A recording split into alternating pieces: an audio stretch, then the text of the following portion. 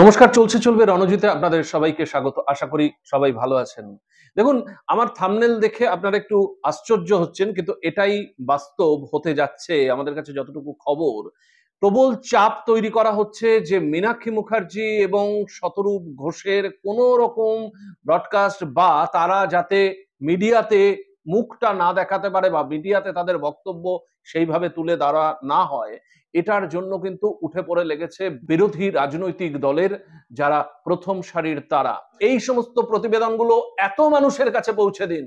মানে আমি চাইবো যে এই প্রতিবেদনটা অন্তত 1,00,000 ভিউ হোক, কারণ প্রত্যেকটা মানুষের সচেতন হওয়া প্রয়োজন যে কিভাবে বামেদের এই প্রচারটাকে আটকানোর বন্দোবস্ত করা হচ্ছে নির্বাচন যত এগিয়ে আসছে।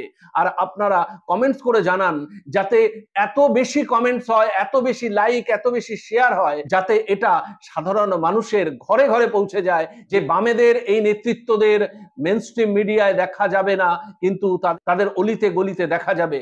তাতেই যেন সাধারণ মানুষ তাদের পাশে থাকে। আসলে এই হাউসগুলোতে আমি বারে বারে বলেছি যে একটা বিজ্ঞাপনের টাকা দেওয়া হয়, এই বিজ্ঞাপন না দেওয়ার ভয় দেখানো হচ্ছে।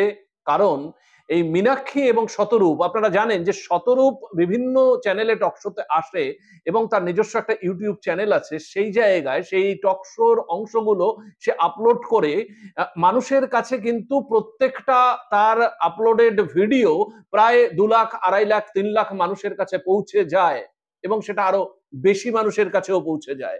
তো এই পৌঁছে যাওয়া মানুষগুলোর মধ্যে দিয়ে বেশিরভাগ দেখা যায়, সার্ভে করে দেখা গেছে যে পজিটিভ ভাইবস বেশি আছে। তার মানে যারা এটাকে সমর্থন করছে এই শতরূপের বক্তব্যকে, সেটা কিন্তু বিরোধী তৃণমূল এবং বিজেপির কাছে যথেষ্ট মাথা ব্যথার কারণ। কারণ জনপ্রিয়তার নিরিখে সিপিআইএম কে একটা জায়গায় পৌঁছে দিচ্ছে শতরূপ।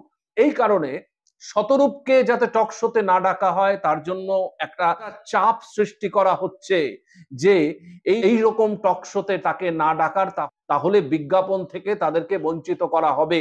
আপনারা একটু মতামত দিয়ে জানাবেন যে এটা কতটা ঘৃণ্য। এবং এই সময় দাঁড়িয়ে যেটা 34 বছরে বামেরা রাজত্ব করেছে, কখনো এগুলো ভাবনা চিন্তার অবকাশে এসেছে কিনা? ঠিক একই রকম মীনাক্ষী মুখার্জি, আপনারা দেখেছেন যে ব্রিগেডের একেবারে শুরু থেকে শেষ পর্যন্ত মীনাক্ষী মুখার্জির সভাকে কভার করা হয়েছিল। এটা নিয়ে কিন্তু মেইনস্ট্রিম মিডিয়া হাউসগুলোতে বিরাট চাপ সৃষ্টি করা হয়েছিল, কেন এতক্ষণ সময় ধরে সেটা দেখানো হয়েছে। যারা বিজ্ঞাপন দেয়, দেখুন সিপিআইএম তো আর বিজ্ঞাপন দেয় না, নির্বাচন আসছে, নির্বাচনের আগে দেখবেন বিজেপি এবং তৃণমূলের বিজ্ঞাপনে ছেয়ে যাবে। এই সোশ্যাল মিডিয়া বলুন, মেইনস্ট্রিম মিডিয়া বলুন, বিজ্ঞাপনে তারা কোটি কোটি টাকা ব্যয় করবে। এবং মীনাক্ষী যে কোনো জায়গায় যাচ্ছে, যে মানুষের এতটা ভিড়, এতটা উদ্বেলিত জনতা, সেটা যদি সাধারণ মানুষ দেখে এবং একটা মেইনস্ট্রিম মিডিয়া মুহূর্তে কোটি কোটি মানুষের কাছে পৌঁছে যায়, তো সুতরাং সাধারণ মানুষের মধ্যে এই ধারণাটা তো আসবে যে সিপিআইএম এর প্রতি মানুষের বিশ্বাস, আস্থা ফিরছে। 34 বছরের একটা গ্লানি কাজ করে এবং প্রচুর মানুষের মধ্যে এই মনোভাবটা রয়েছে, যেহেতু ওরা 34 বছর পরীক্ষিত, আর এই বাচ্চা বাচ্চা ছেলে মেয়ে, তরুণ ছেলে মেয়েগুলো এসেছে, এরা সবাই ভালো, কিন্তু এদের আরেকটু সময় দিতে হবে, এদের আরেকটু পরে আনতে হবে। কিন্তু এখন দেখা যাচ্ছে যে সাধারণ মানুষ যেহেতু এতটা উদ্বেলিত হচ্ছে, তাই অন্য মানুষও প্রভাবিত হবে এবং এই ক্যাম্পেইনগুলো বিরাটভাবে কাজে লাগছে সিপিআইএম এর ক্ষেত্রে। যাদবপুরের ঘটনা একদম দাবানলের মতো পৌঁছে গেছে সারা ভারতবর্ষে। তো এই ঘটনাগুলো যদি মেইনস্ট্রিম মিডিয়ায় না দেখানো হয়, তাহলে তো সাধারণ মানুষ জানতেও পারবে না। আজকে এই কারণে মীনাক্ষী মুখার্জি এবং শতরূপ ঘোষ, এদেরকে ব্যান করার চেষ্টা করা হচ্ছে। আমরা অতীত অভিজ্ঞতায় দেখছি এবং সাম্প্রতিক অতীতে মীনাক্ষী যে কোনো জায়গায় গেছে, সেখানেই কিন্তু সেই এলাকার মানুষ মীনাক্ষীকে ঘিরে ধরে তাদের সলিডারিটি দেখাচ্ছে।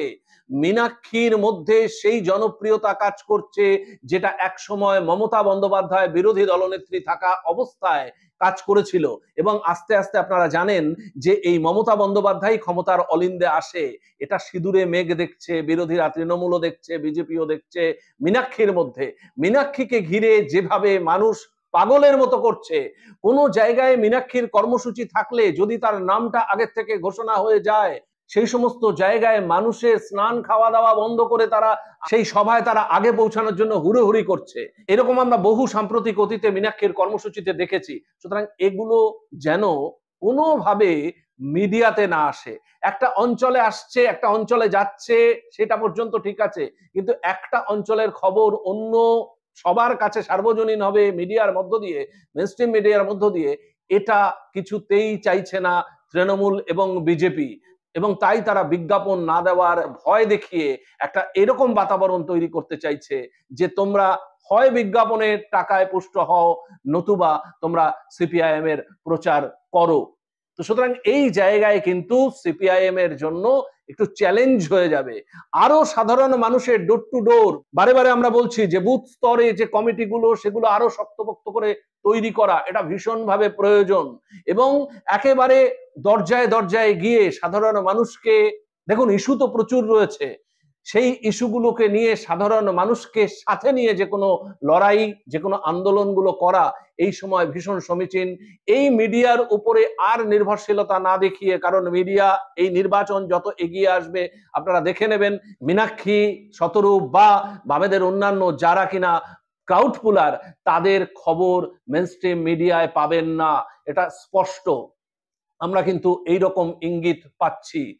এই মিডিয়ার উপরে আর নির্ভরশীলতা না দেখিয়ে আপনারা কমেন্টস করে জানান, যাতে এত বেশি কমেন্টস হয়, এত বেশি লাইক, এত বেশি শেয়ার হয়, যাতে এটা সাধারণ মানুষের ঘরে ঘরে পৌঁছে যায়। এই সমস্ত মানুষের যেহেতু প্রত্যেক দিনের দুর্দশার ছবি, এবং তাদের পাশে যে কোনো সমস্যায় দাঁড়িয়ে এই নেতা নেত্রীরা যেভাবে আন্দোলন করছে, তাদের পাশে তাদের সমর্থনটাও থাকবে, এটা এই লাইক এবং শেয়ারের মধ্য দিয়ে বুঝিয়ে দিন। আমরা এইরকম প্রতিবেদন আপনাদের জন্য বারে বারে তুলে আনবো। আপনাদের চোখ থাকুক, চলছে চলবে রণজিতের উপর। ধন্যবাদ।